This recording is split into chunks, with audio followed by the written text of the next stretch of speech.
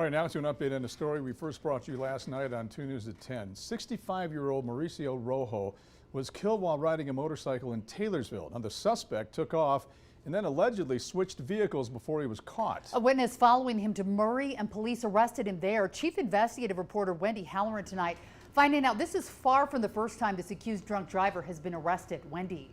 Well, Heidi and Mark, I found multiple criminal cases on Dennis Roger Kilgore. He's been arrested for drunk driving several times and is a restricted driver, requiring an ignition interlock device.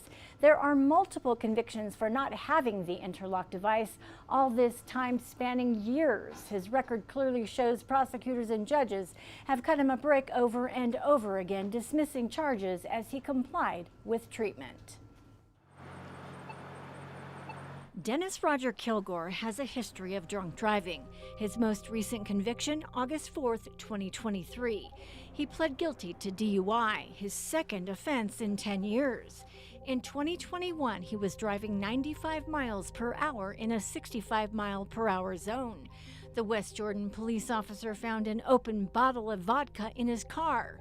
An intoxilizer test recorded he was .234. A letter written by his primary therapist in February 2024 says he has been consistently attending weekly therapy, so the therapist can gain insight into his substance use triggers and prevent relapse, and that he is required to attend random scheduled drug tests twice a month, testing negative for alcohol use each time, and expressing a strong commitment to his recovery. Daniel Espinoza, the Taylorsville police officer who arrested Kilgore, makes it clear in his affidavit that Kilgore is a danger to society. Mr. Kilgore has 4 prior arrests for driving under the influence since 2021.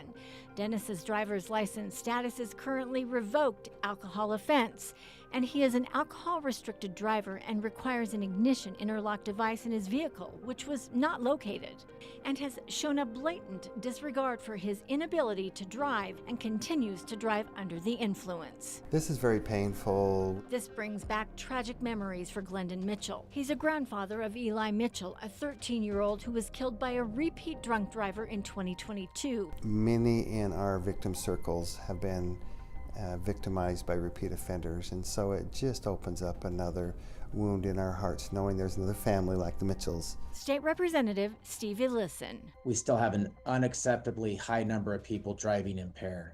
He is working on a bill for the 2026 legislative session regarding hit and runs. If somebody makes the terrible decision to drink and drive and then makes another bad decision to leave the scene, that this bill would then basically say whether or not we test your blood alcohol or not, the penalty is going to be the same for a DUI, to remove that incentive to flee. What will this bill state specifically? If they leave the scene, the charges for hit and run will be dramatically enhanced, and so that penalty would basically go on their record as a DUI.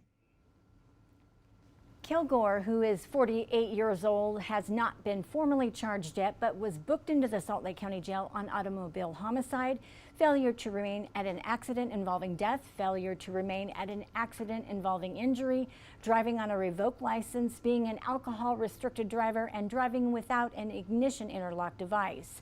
We will update this story as more information becomes available. Mark?